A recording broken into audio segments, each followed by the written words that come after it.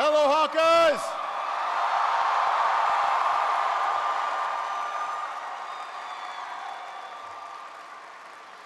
It is good to be back in Iowa.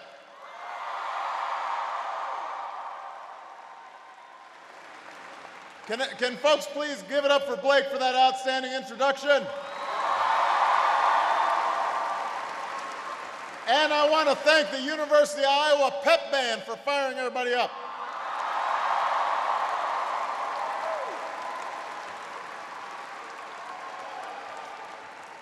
There is some good hospitality here, and I should know. I spent a little time here in Iowa. Spent a little time here in Iowa City. I'm glad that my hometown of Chicago will get to return the hospitality when your football team kicks off its season at Soldier Field.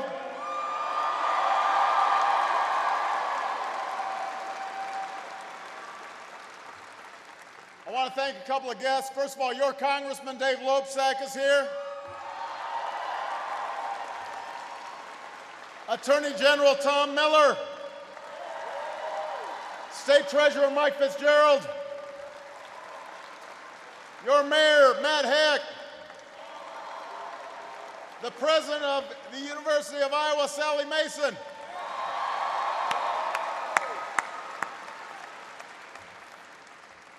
So, I have come to the University of Iowa to talk a little bit about you and some of the issues you guys are dealing with every single day.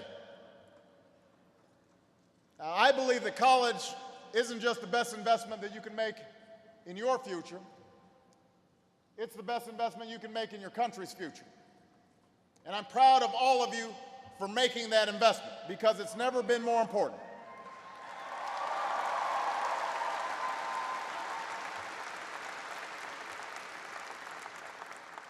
In today's economy, there's no greater predictor of individual success than a good education. That's at the top. Right now, the unemployment rate for Americans with a college degree or more is about half the national average.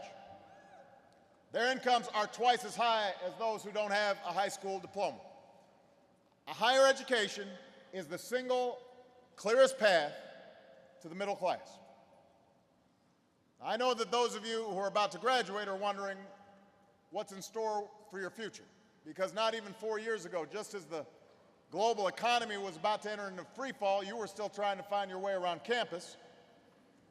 And now 4 years later, you're looking at what it means when you leave this campus.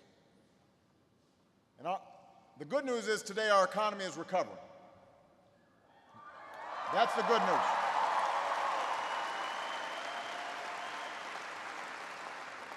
But I'll be honest with you, it is not yet fully healed from the worst economic crisis since the Great Depression. Our businesses have added more than 4 million jobs over the past 2 years.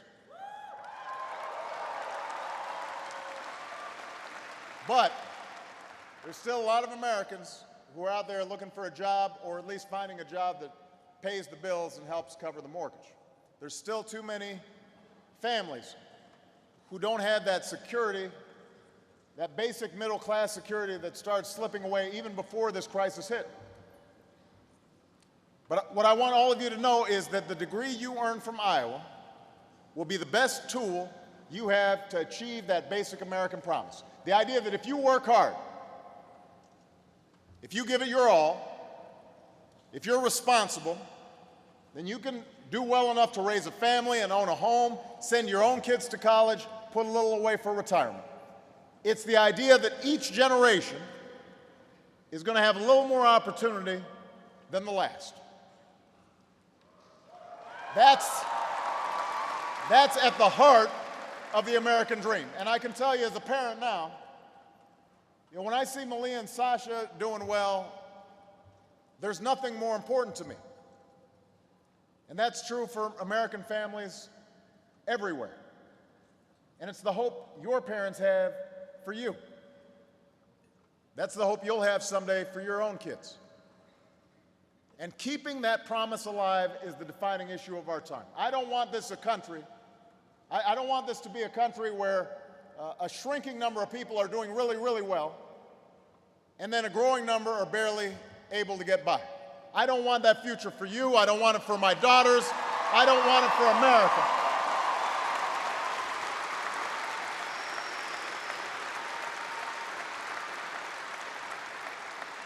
I want this forever to be a country where everybody gets a fair shot.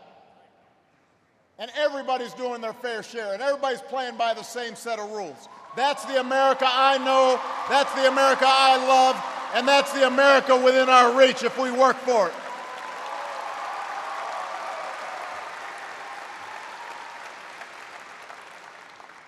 And this is personal for me.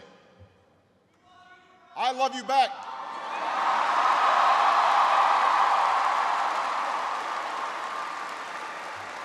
I love you guys and I believe in you guys. That's the most important thing. I believe in you.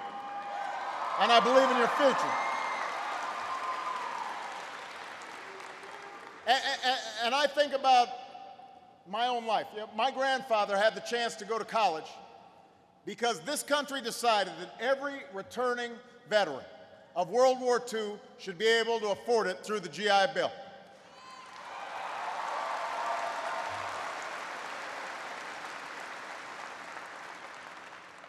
My mom was a single mom. My dad wasn't around. And she raised 2 kids by herself with some help from my grandparents because she was able to get grants and work her way through school. And I'm only here today, and Michelle is only where she is today because scholarships and student loans gave us a shot at a great education. That's how we succeeded.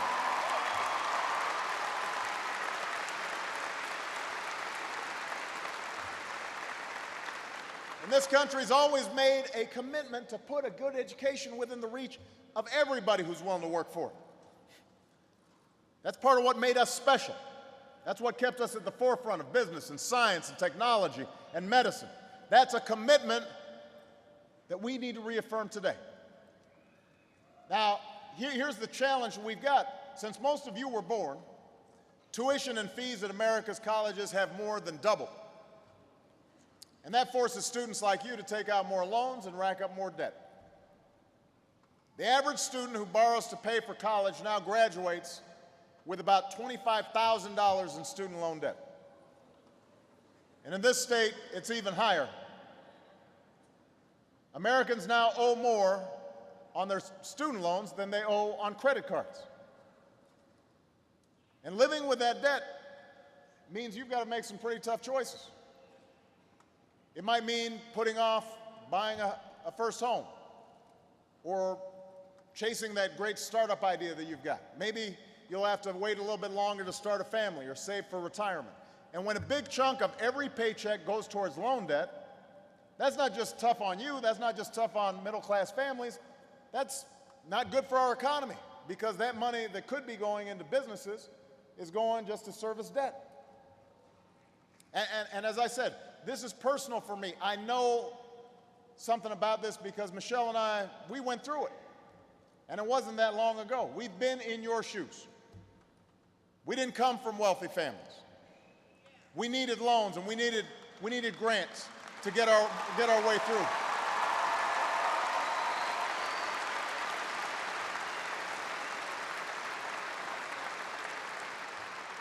And that meant that when Michelle and I graduated from college and law school, we had a mountain of debt.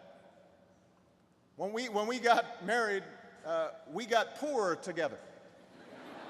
Sort of, we combined our assets and they were zero. And then we combined our liabilities and they were a lot.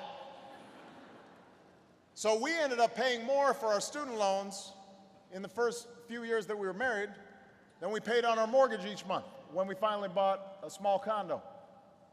And we were lucky to land good jobs with a steady income, but we only finished paying off our student loans about 8 years ago. Think about that. I'm the President of the United States. It was only about 8 years ago that we finished paying off our student loans.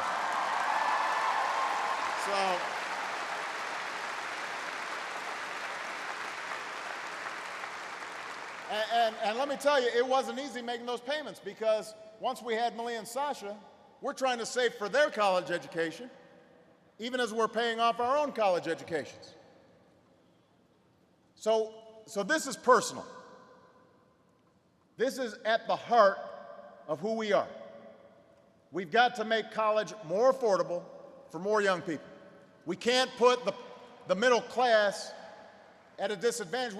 We can't price out folks who are trying to make sure that they not only succeed for themselves, but help the country succeed.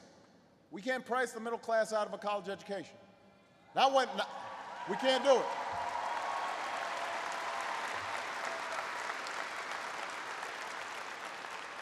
Especially when most new jobs in America will require more than a high school diploma.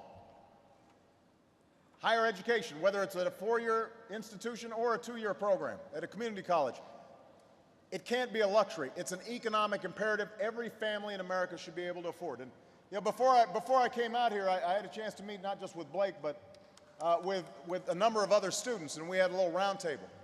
And the stories they told me were so familiar. One young man, single mom, she had lost her job. He was already about $30,000 in debt. He was only halfway through here at University of Iowa. Another young woman, her dad had been laid off at Maytag. They were trying to figure out how to make ends meet. She's about to graduate. Now, what I told them is, you're making the right decision, because over the lifetime of earnings, you will more than earn back this investment you're making. But making it more affordable would sure help. It would sure help. Now I'm going to have a specific request for you. I'm going to need your help, Iowa, but let me briefly tell you what we've already done to try to make college more affordable, because I'm not just interested in talking the talk, I want to walk the walk. So before I took office, we had a student loan system where tens of billions of taxpayer dollars were going to banks who were the middlemen on the federal student loan program. So they were getting billions of dollars in profits managing a loan program where they had no risk because it was all federally guaranteed loans. So we changed that. And there were folks in Washington who fought tooth and nail to protect the status quo. One of them said it would be an outrage to change the system where banks are managing this thing. But the real outrage was letting them serve as middlemen and siphon off profits while students were working 2 or 3 jobs just to get by. So we kept at it, and we fought, and today we don't have middlemen. That money is going directly where it should have been to the first place. It's going to help more young people afford college.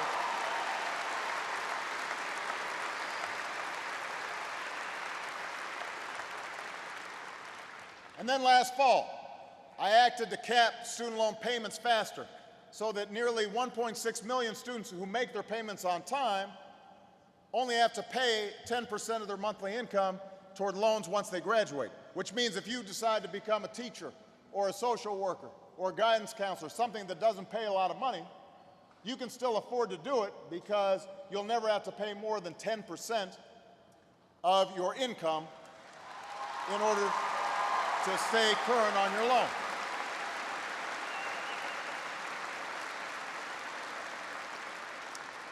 And then we decided, you know what, you guys need more information about this whole process. We want students to have access to a simple fact sheet on student loans and financial aid so you can have all the information you need to make your own choices about how to pay for college. So some of you know we set up this new Consumer Finance Protection Bureau to look out for consumers. And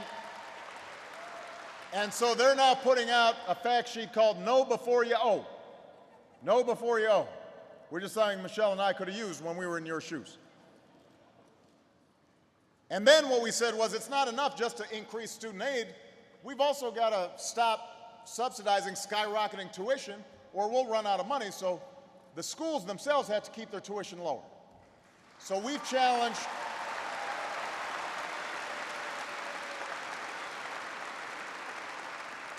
So we put out the challenge to colleges and universities.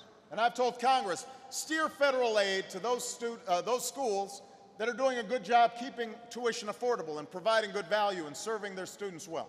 And we've put colleges on notice, if you can't stop tuition from skyrocketing, the funding you get from taxpayers is going to go down. We're going to put money into the schools that are doing a better job. and we're going to hold schools accountable. Of course, as public universities like this one know, states and state legislators also have to do their part by making higher education a higher priority in their budgets.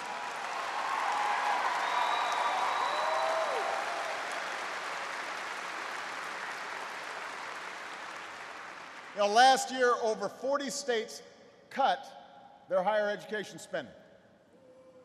Yeah, that's not good.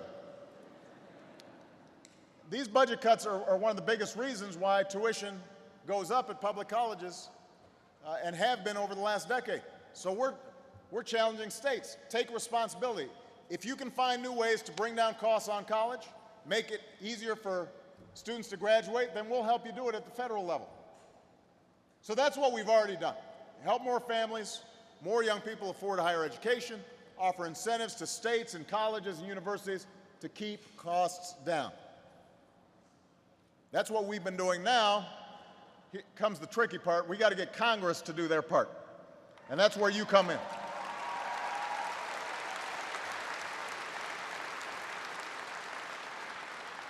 There are a couple of things I'd like Congress to be doing this year. First, they need to extend the tuition tax credit that we put in place when I first came into office, because it's saving middle-class families thousands of dollars. They get a tax break when they are helping their kids go to college. That's important.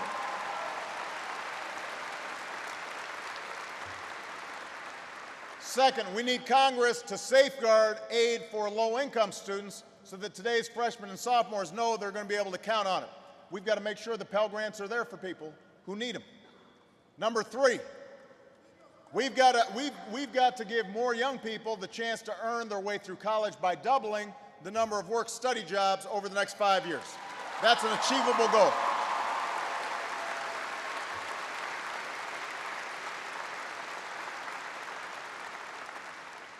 And then most immediately, and this is where I really need you guys, Congress needs to act right now to prevent interest rates on federal student loans from shooting up and shaking you down. That's where you come in.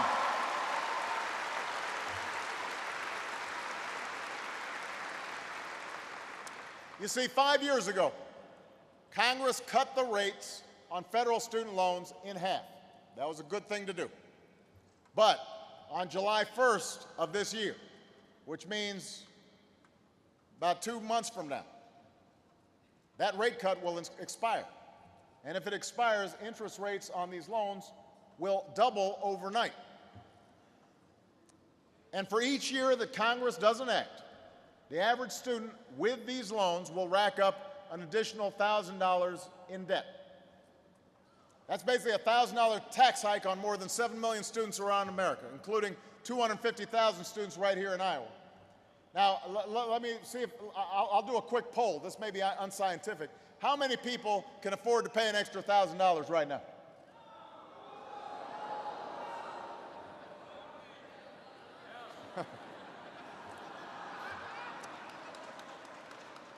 I don't think so. Stopping this from happening should be a no-brainer.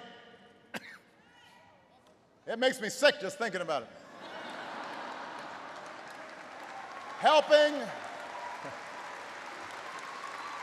more young people afford college should be at the forefront of America's agenda, and it shouldn't be a Republican or Democratic issue. This is an American issue.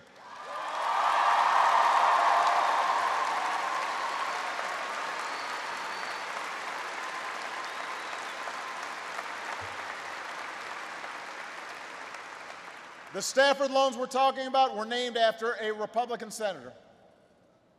Pell Grants, named after a Democratic senator. When Congress cut these rates 5 years ago, the majority of Democrats voted for it, but 77 Republicans in the House of Representatives voted for it too. Now, the good news is the Senate introduced a bill last night that would keep student loan rates from doubling. That's the good news.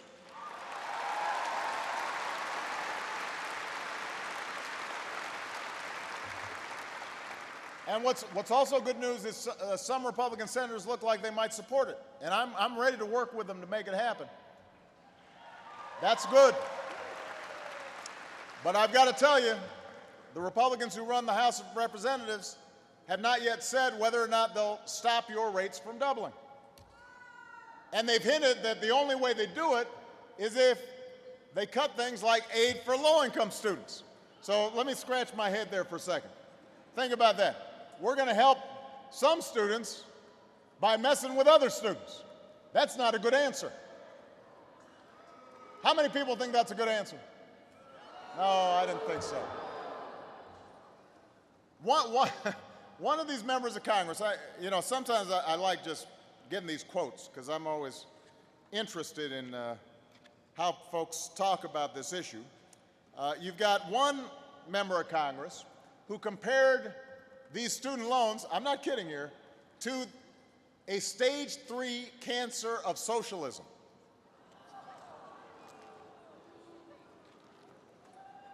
Stage 3 cancer? I don't know where to start. What do you mean? What are you talking about? Come on.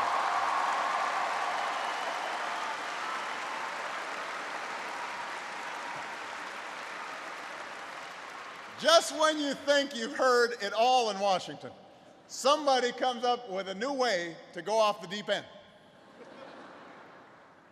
And then you've got the spokesman for the Speaker of the House who says, meaning me, my administration, we're just talking about student loans to distract people from the economy. Now think about that for a second, because these guys don't get it. This is the economy. This is the economy. This is about your job security. This is about your future. If you do well, the economy does well. This is about the economy.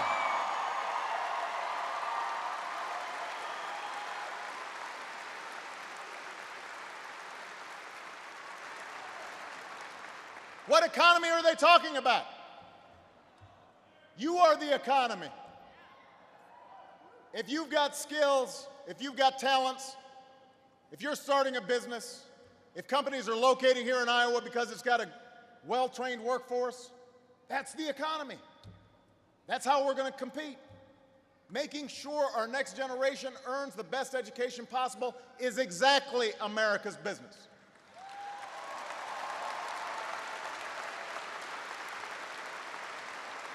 Making sure that education is available to everybody and not just the few, that is America's business. Our future depends on it.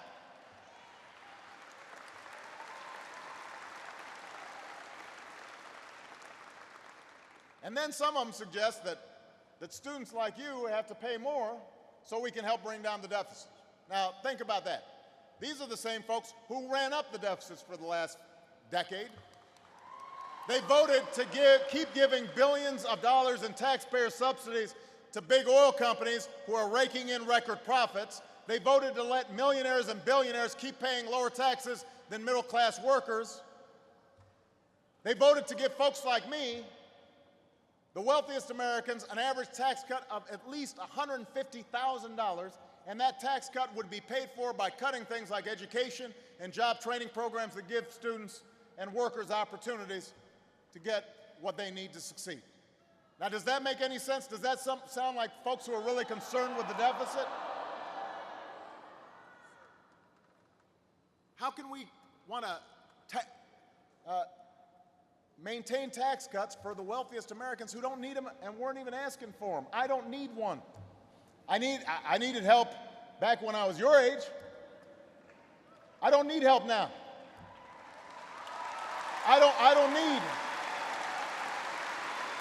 an extra $1,000 or a few $1,000. You do. We need to make sure everybody pays their fair share. How can we continue to subsidize an oil industry that's making record profits instead of investing in things like clean energy that'll help shape our future? Do we want to jack up interest rates on millions of students, or do we want to keep investing in the things that help us in the long term? Things like education and science and a strong military and care for our veterans, because we can't have it both ways. We can't do all things on the cheap. You know, and one thing I want to be clear about, because when I talk like this, sometimes the other side, you know, they get all hot and bothered and they say he's engaging in class warfare. This isn't about class warfare. We want every American to succeed. That's the point. I want all of you to be rich. I want all of you to be successful. We aspire to it. That's what Americans do. We work and we hustle and we study and we take risks to succeed. And we don't expect a handout. But we also understand we're in this thing together, and America's not about just a few people doing well. It's about everybody having a chance to do well. That's what the American dream is all about.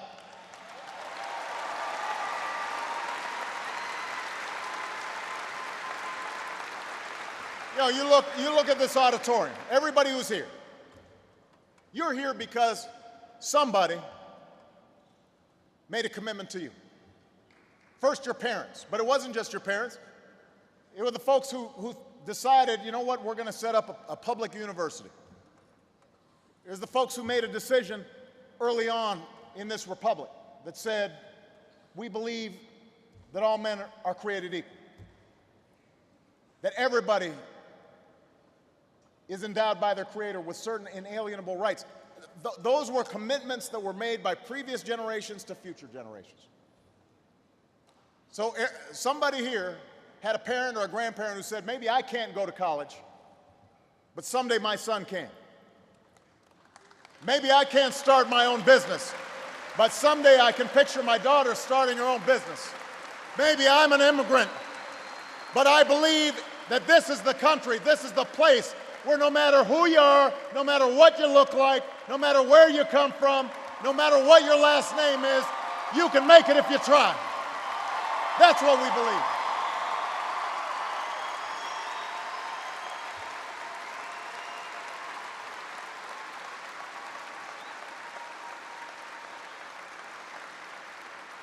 That is what we believe, you and me, all of us. We're only here because someone, somewhere, felt a responsibility not just to themselves, but to this country's future. And now it's our turn to be responsible. Now it's our turn to keep that promise alive. That's where I need your help. I'm asking everybody here, anybody who's watching, anybody who's following online, send your member of Congress a message. Tell them you're not going to set your sights lower. Tell them you're not going to settle for something less. Call them, email them, write on their Facebook page, tweet. We've got a hashtag, don't double my rate. Don't double my rate. Don't double my rate.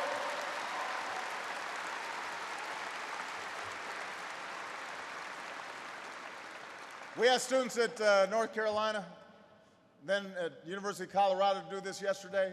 They got it trending worldwide for a while. Let's see if you guys can do even better. See how the Hawkeyes can do. Because we've got to keep the heat on Congress until this gets done. And I need your help to do it. I need you to be heard. I need you to be counted. Now is not the time to double the interest rates on our student loans. Now's not the time to double interest rates. Now's the time to double down on start investments that build a strong and secure middle class. Now's the time to double down on building an America that's built to last. If we work together with clear eyes and a common purpose, I guarantee you we'll meet our challenges. We will rise to this moment. And the reason I know that is because I believe in you. I believe in you. And it's because of you that we will remind everybody just why it is that this is the greatest nation on earth. Thank you, Iowa. God bless you. God bless the United States of America.